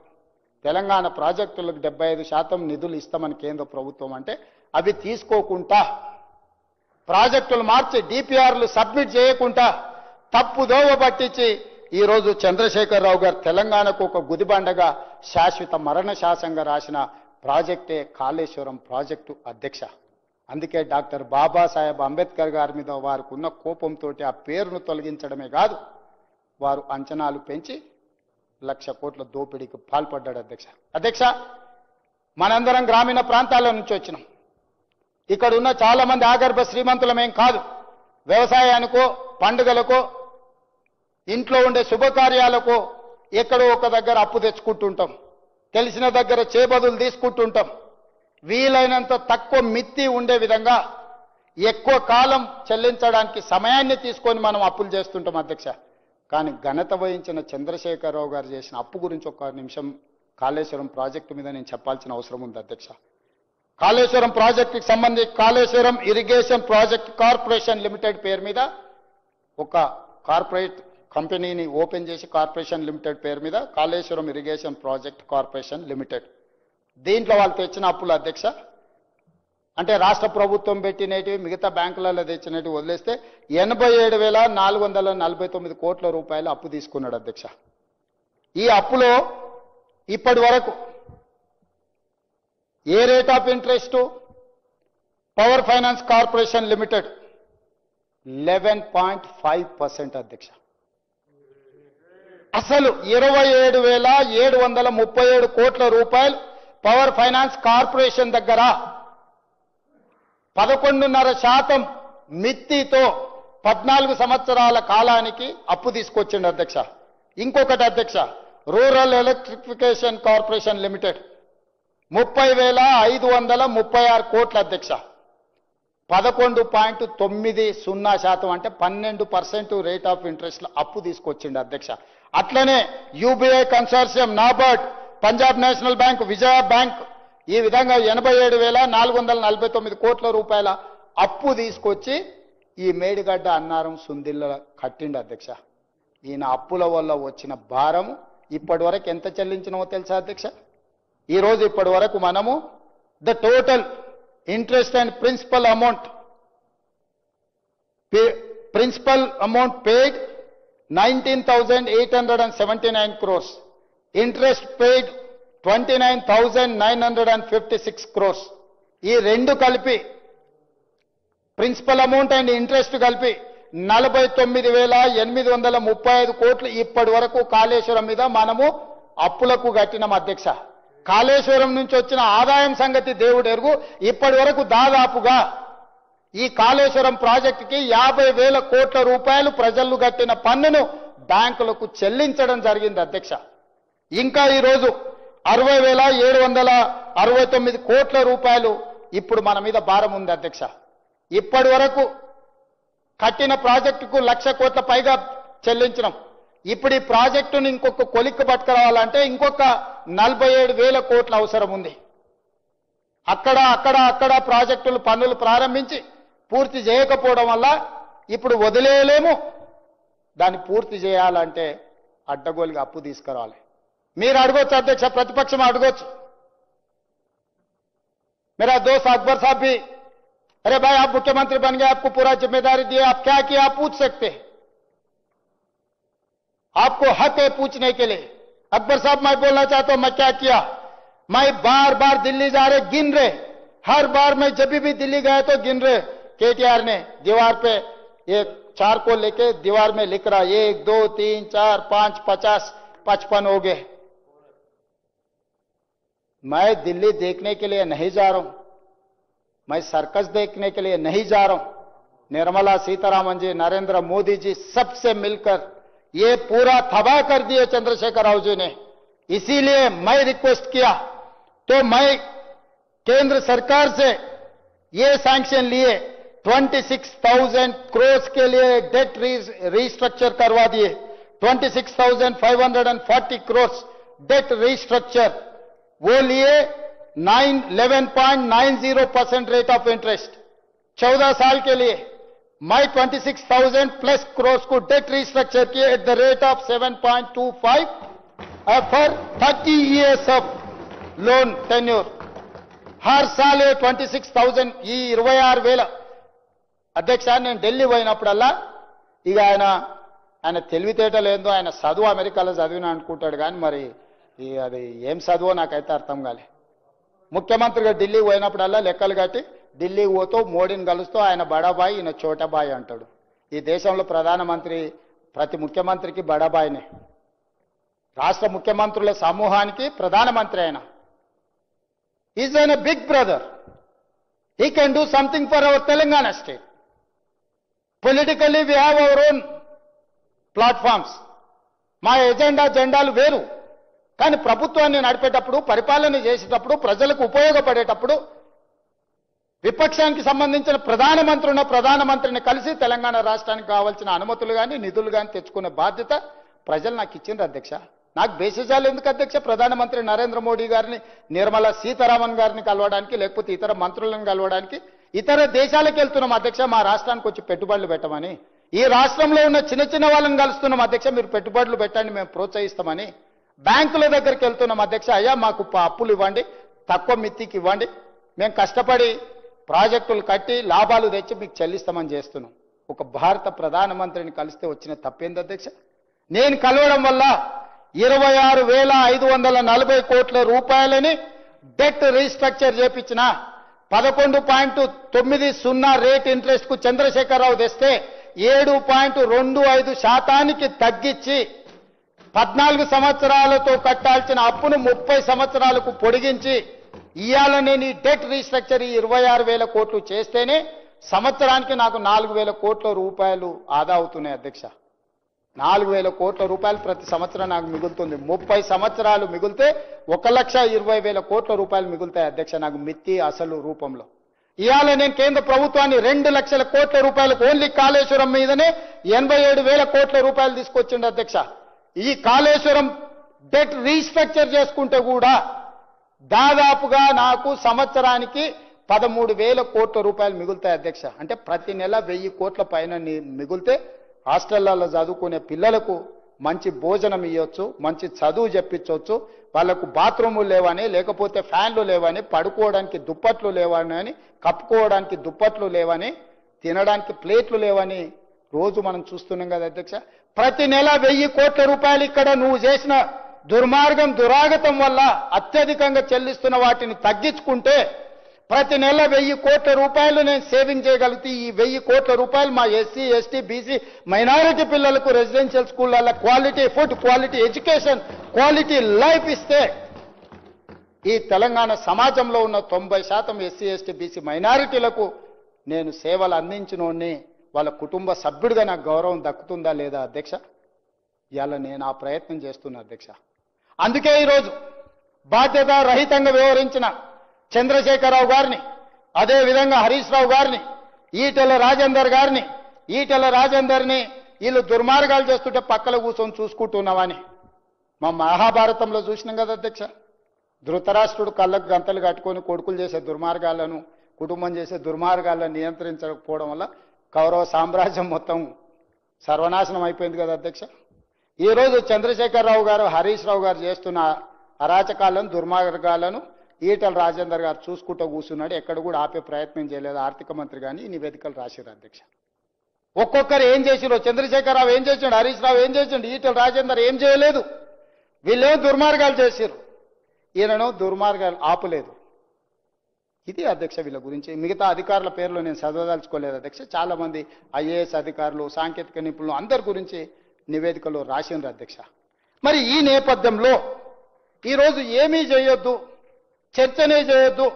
ఇంతకుముందే మీకు చూపించిన విద్యుత్తుకు సంబంధించిన కమిషన్లో ఆనాటి జస్టిస్ ఎల్ నరసింహారెడ్డి గారు section 8B and section 8C కింద నోటీస్ ఇస్తే మాకు నోటీస్ ఇవ్వడానికి లేదు, ఇది కొట్టేయమని కోర్టుకు పోయి జస్టిస్ నరసింహారెడ్డికి అగెనెస్ట్ గా కోర్టులో కేసు వేసిండ్రు అధ్యక్ష.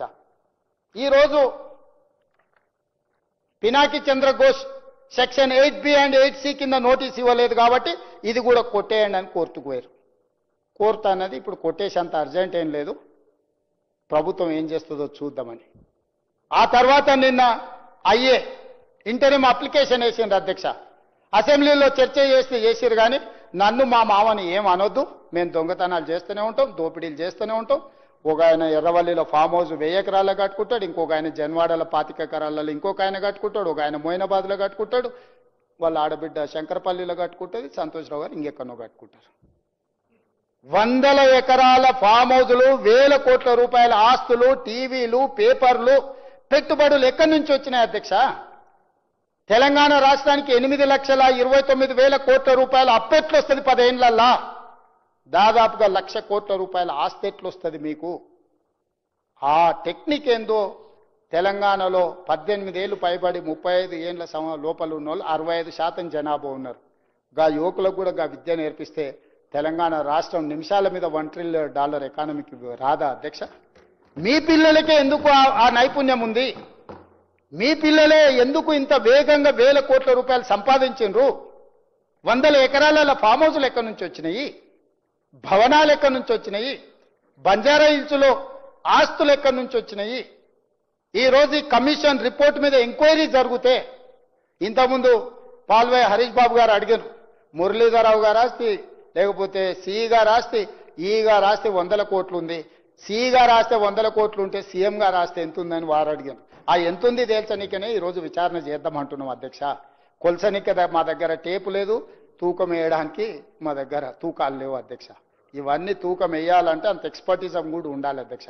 అందుకే అధ్యక్ష ఈ సభలో సుదీర్ఘమైన చర్చ ద్వారా ప్రజలకు వాస్తవాలను వివరించడం ద్వారా ఆనాటి నుంచి ఈనాటి వరకు కాకతీయుల నుంచి కాళేశ్వరం ప్రాజెక్టు వరకు జరిగిన పరిణామాల మీద చర్చించడం ద్వారా ఈరోజు ఆయన మీకు ఏమాత్రం అవగాహన లేదు, మీ అవగాహన గిట్లుంటుంది గట్లుంటుంది అని మాట్లాడుతుంది అధ్యక్ష.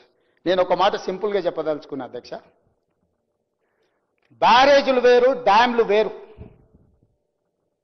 బ్యారేజ్ అనేది నీటిని మళ్లింపు చేయడానికి కానీ నీళ్లను ఎత్తిపోసుకోవడానికి కానీ కట్టేది బ్యారేజ్. నీటిని నిల్వ చేయడానికి కట్టేది డ్యామ్.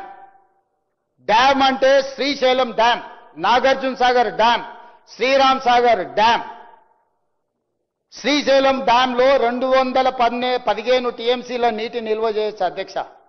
దాని సాంకేతిక నైపుణ్యం నీటి నిల్వ చేయడానికి అవసరమైన ప్రణాళికలతోని డ్యామ్ కట్టింది అధ్యక్ష. నాగార్జున సాగర్ మనుషులు కట్టింది, పాలమూరు లేబర్ కట్టింది, రక్తం చెమటని రక్తంగా మార్చి రక్తాన్ని చిందించి కట్టిన ప్రాజెక్టు నాగార్జున సాగర్లో 312 టీఎంసీల నిల్వ చేయొచ్చు అధ్యక్ష. 2009-10లో మీకు తెలుసు, ఉమ్మడి రాష్ట్రంలో ఆనాడు శ్రీశైలంలో నీరు ఉధృతంగా వచ్చి ప్రాజెక్టు పైనుంచి దుంకిపోయిన నీళ్ళు, కానీ ప్రాజెక్టు 1 ఇంచు కట్టు కదలలేదు అధ్యక్ష. నాగార్జున సాగర్ కూడా చిన్న డ్యామేజ్ జరగలేదు. ఇవాళ కూడా పోచారం ప్రాజెక్టు నిజాం కట్టిన 106 సంవత్సరాల ప్రాజెక్టు కూడా నిటారుగా నిలబడ్డది అధ్యక్ష. ఇవి డ్యాంలు. బ్యారేజ్ అనేది ఒక పరక్క బ్యారేజ్ ఏదైతుందో నీటి నిల్వ ప్లస్ నీటి మళ్లింపు కోసం కట్టారు. ఎందుకంటే అక్కడ సాయిల్ మొత్తం హార్డ్ రాక్ ఉంది. అక్కడ కుంచుకుపోవడానికి, కుదించుకుపోవడానికి, కుంగిపోవడానికి అక్కడ నైసర్గిక స్వరూపము దానికి అనుకూలంగా ఉంది. కాబట్టి వాటన్నిట్లలో ఈరోజు అక్కడ నీళ్లు నిల్వ పెట్టారు అధ్యక్ష. ఇవాళ వీళ్ళు కట్టిన ఈ మేడిగడ్డ, అన్నారం, సుందిల్లా, మేడిగడ్డ కట్టిన ప్రాజెక్టుకి కన్నెపల్లి దగ్గర పంపోజ్ ఉంది. సుందిల్ల దగ్గర కట్టిన, అన్నారం దగ్గర కట్టిన బ్యారేజ్కి ఇంకొక పంపోజ్ ఉంది. సుందిల్ల దగ్గర కట్టిన పంపోజ్కి, అదే బ్యారేజ్కి ఇంకొక పంపోజ్ ఉంది అధ్యక్ష. మేడిగడ్డ నుంచి ఎత్తి అన్నారంలో పోయాలి, అన్నారంలో పోసిన నీటిని అంతే వేగంగా ఎత్తుకొని సుందిల్లలో పోయాలి, సుందిల్లలో పోసిన నీళ్లను ఎత్తి శ్రీపాద ఎల్లంపల్లిలో పోయాలి. అక్కడి నుంచి మీకు మల్లన్న సాగర్ కావచ్చు, కొండపోచమ్మ కావచ్చు, రంగనాయక సాగర్ కావచ్చు, ఇతర ప్రాంతాలకు నీటిని తరలించడానికి చేసుకున్న ఏర్పాట్లు అధ్యక్ష. ఇవన్నీ సైమల్టేనియస్ గా పనిచేయాలి. మేడిగడ్డ దగ్గర ఎత్తిపోస్తే అన్నారంలో పంపులు పనిచేయకపోతే 5 నిమిషాలలో ఎందుకు కాకుండా పోతుంది అధ్యక్ష? అన్నారంలో నుంచి ఎత్తి సుందిల్లో పోసిన నీళ్లు ఎంబడే సుందిల్ల దగ్గర ఉన్న పంపౌజులు లిఫ్ట్ చేసి శ్రీపాద ఎల్లంపల్లిలో పోయకపోతే అది కూడా మొత్తం దెబ్బతినిపోతుంది అధ్యక్ష. 2018-19లో పూర్తి చేసిన ప్రాజెక్ట్ 5 సంవత్సరాలలో వీళ్ళు 162 టీఎంసీలను లిఫ్ట్ చేసిండ్రు అధ్యక్ష. మొత్తం 5 సంవత్సరాల కాలానికి. అందులో 10-15% ఎవాపరేషన్ పోతే నికరంగా మిగిలింది 100 టీఎంసీలు ప్లస్. ఈరోజు ఆ 100 టీఎంసీలు 5 ఏళ్లలో ఎత్తుతే కరెంటు బిల్లు 9,500 కోట్ల రూపాయల అధ్యక్ష.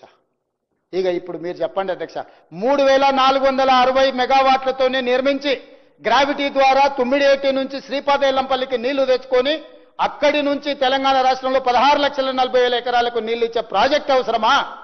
8,450 మెగావాట్లతోని మేడిగడ్డ, అన్నారం, సుందిల్ల దగ్గర లిఫ్టులు చేసి పంపౌజులు పెంచి కాంట్రాక్టులు పంచి 1,000 కోట్లు కొల్లగొట్టి ఈరోజు తెలంగాణ సమాజానికి ఒక గుదిబండగా మార్చిన కాళేశ్వరం ప్రాజెక్టులో మీరు చేసిన అవినీతి పట్ల విచారణనే జరగొద్దు అని ఈరోజు అడ్డుపడితే దీన్ని ఏ రకంగా తీసుకోవాలి అధ్యక్ష? అందుకే అధ్యక్ష, ఈరోజు ఎవరేమన్నా చులకన చేసి మాట్లాడినా, అవమానకరంగా మాట్లాడినా కూడా మేము ఓపికతో ఎందుకుంటున్నామంటే మేము ప్రజలకు జవాబుదారితనంగా ఉండదలుచుకున్నాం అధ్యక్ష. ఇక్కడ ఉన్న సభ్యులకు అవహేళన చేయొచ్చు, ఈ అవహేళన మాకే పరిమితమైంది. కానీ మా నిర్ణయంలో లోపం ఉంటే తెలంగాణ సమాజం మమ్మల్ని ఎప్పటికీ క్షమించదు. శాశ్వతంగా దోషులుగా మేము నిలబడాల్సి వస్తుంది. ఈరోజు ఈ దుర్మార్గాన్ని ప్రశ్నించడానికి, దుర్మార్గం మీద విచారణ చేయడానికే ఈరోజు అన్ని రకాలుగా మేము ప్రయత్నం చేసినాం అధ్యక్ష. నేను వివరణ ఇచ్చే ముందే నీటి లభ్యత ఎట్లుంది, నిధుల లభ్యత ఎట్లుంది, ప్రాజెక్టులు పేరు మార్చి, ఊరు మార్చి, అంచనాలు మార్చి పాల్పడ్డ అవినీతి మీద అన్ని రకాల వివరాలు నేనే కాదు, బట్టి విక్రమార్క గారు, శ్రీధర్ బాబు గారు, ముఖ్యంగా మా ఉత్తమ్ కుమార్ రెడ్డి గారు అన్ని వివరాలను సంపూర్ణంగా ఈ సభలో చెప్పారు. అదేవిధంగా మా మిగతా మంత్రులు, సభ్యులందరూ కూడా మాట్లాడినారు. చివరి సభ్యుడిగా మాట్లాడిన పాల్వాయి హరీష్ బాబు గారు కూడా మొదటిసారి సభ్యుడైన విజ్ఞతతో మాట్లాడిండు. మరి ఈరోజు అందరికీ అనుమానాలు ఉన్నాయి అధ్యక్ష. ఎన్డీఎస్ఏ రిపోర్ట్ ఇచ్చింది, ప్రభుత్వాన్ని తప్పుపట్టింది. విజిలెన్స్ అండ్ ఎన్ఫోర్స్మెంట్ నివేదిక ఇచ్చింది, ఆనాటి ప్రభుత్వాన్ని తప్పుపట్టింది, పెద్దల్ని తప్పుపట్టింది. కాగ్ నివేదిక ఇచ్చింది, ఆనాటి పెద్దల్ని ఆనాటి ప్రభుత్వాన్ని తప్పుపట్టింది. తెలంగాణ మేము ప్రభుత్వాన్ని ఏర్పాటు చేసినాక నియమించిన Pinaki Chandra Ghose commission, enquiry commission also they have submitted their report. We have tabled that report. They are finding faults with Chandrasekhar Rao, Harish Rao gar and other political executives, executive officers and engineers and agencies. ఇన్ని రకాల multiple complications ఉన్నాయి అధ్యక్ష. అందుకే రాష్ట్ర ప్రభుత్వం మా పరిధిలో ఉన్న విచారణ సంస్థ ఏది చేసినా ప్రతిరోజు ఇదే చర్చ జరుగుతుంది. కోపంతోనో కక్షాపూరితంగానో గతంలో మాకు వాళ్లకున్న వైరుధ్యాల వల్లనో కక్ష సాధింపు చర్యలలో భాగంగా ఈ ప్రభుత్వం వ్యవహరిస్తుందని మా చిత్తశుద్ధిని అనుమానించే విధంగా, అపోహలు కల్పించే విధంగా వాళ్ళు మాట్లాడదలుచుకున్నారు అధ్యక్ష. అందుకే ఈరోజు శశబిషలకు తావు లేకుండా ఒక స్పష్టమైన నిర్దిష్టమైన కార్యాచరణతోని రాష్ట్ర ప్రభుత్వం ముందుకు వెళ్లాలనుకుంటుంది. ఇంత రాత్రి అయిన ఈ చర్చ చేసినాం అధ్యక్ష. కాళేశ్వరం ప్రాజెక్టులోని మేడిగడ్డ, అన్నారం, సుందిళ్ల బ్యారేజీల నిర్మాణంలో జరిగిన అవకతవకలు, ప్రజాధనాన్ని దుర్వినియోగం చేయడం, అవినీతి ఆరోపణలపై విచారణ జరిపేందుకు తెలంగాణ రాష్ట్ర ప్రభుత్వం సుప్రీంకోర్టు మాజీ న్యాయమూర్తి జస్టిస్ శ్రీ పినాకి చంద్రఘోష్ను విచారణ కమిషన్ను నియమించడం జరిగింది. విచారణ కమిషన్ తన నివేదికను జూలై 31, 2025న ప్రభుత్వానికి సమర్పించింది. ఆగస్టు 4, 2025న జరిగిన మంత్రిమండలి సమావేశంలో ఈ నివేదికను ఆమోదించింది. తదుపరి చర్చ జరిపేందుకు అసెంబ్లీలో ప్రవేశపెట్టాలని మంత్రిమండలి చేసిన తీర్మానం ప్రకారం ఈ రోజు ఈ నివేదికపై ఈ శాసనసభలో చర్చ జరిగింది. నిన్న మొదలై ఈ రోజు వరకు చర్చ చేసినాం అధ్యక్ష. నాకు తెలిసి చరిత్రలో చాలా అరుదైన సందర్భము, 1 తారీఖుతో మొదలై ఇంకొక తారీఖు వరకు చర్చ జరగడం ఒకే అంశం మీద అనేది. అందుకే రిటైర్డ్ జస్టిస్ పిసి ఘోష్ విచారణ కమిషన్ తమ నివేదికలో క్రిమినల్ చర్యలకు అర్హమైన అనేక లోపాలు, అవకతవకలను గుర్తించింది. నిర్లక్ష్యం, దురుద్దేశం, ఉద్దేశపూర్వకంగా వాస్తవాలను తొక్కిపెట్టడం, ఆర్థిక అవకతవకల వంటి అంశాలను ప్రస్తావించింది. 3 బ్యారేజీల నిర్మాణంలో తప్పు జరిగిందని, అసలు ప్లానింగ్ లేదని కమిషన్ తేల్చి చెప్పింది అధ్యక్ష. National dam safety authority NDSA నివేదిక ప్రకారం మేడిగడ్డ బ్యారేజ్ వైఫల్యానికి ప్లానింగ్, డిజైన్, క్వాలిటీ కంట్రోల్ లోపాలు కారణమని తేలింది. నాణ్యత, నిర్వహణ సరిగా లేకపోవడం వల్ల నిర్మాణంలో లోపాలు ఏర్పడ్డాయని ఎన్డీఎస్ఏ గుర్తించింది. ఈ అంశాలన్నింటిపై లోతుగా మరింత సమగ్రంగా దర్యాప్తు చేయాల్సిన అవసరాన్ని ఎన్డీఎస్ఏ విచారణ కమిషన్ నివేదికలు స్పష్టం చేశాయి. ఈ ప్రాజెక్టులో అంతర్రాష్ట్ర అంశాలు, కేంద్ర రాష్ట్ర ప్రభుత్వాలకు చెందిన వివిధ శాఖలు, ఏజెన్సీలు పాలు పంచుకున్నాయి. ప్రాజెక్టు డిజైన్, నిర్మాణం, ఫైనాన్సింగ్లో వాప్కోస్ వంటి కేంద్ర ప్రభుత్వ రంగ సంస్థలు, పిఎఫ్సి, ఆర్ఈసి వంటి ఆర్థిక సంస్థలు పాలు పంచుకున్నందున ఈ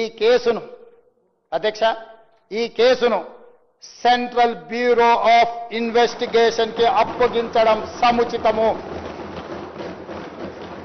అందుకే ఈ కేసు దర్యాప్తును సెంట్రల్ బ్యూరో ఆఫ్ ఇన్వెస్టిగేషన్ కు అప్పగించడానికి సభ నిర్ణయం తీసుకుంటున్నది తమ అనుమతితో అధ్యక్ష. ఎన్నో రకాల అంశాలు, విచారణ అర్హమైన విషయాలు ఇందులో ఉండడం వల్ల సిబిఐ ఎంక్వైరీకి మా ప్రభుత్వం ఆదేశాలు జారీ చేయనైనది. ఈ సభ దీన్ని ఏకగ్రీవంగా ఆమోదించి సిబిఐ ఎంక్వైరీలో ఊరు, పేరు, అంచనాలు మార్చి దోచుకున్న వాళ్ళందరినీ శిక్షించడానికి అవసరమైన నిజాయితీతో కూడుకున్న విచారణ జరగాలని ఆశిస్తూ తమరి దగ్గర సెలవు తీసుకుంటున్న అధ్యక్ష.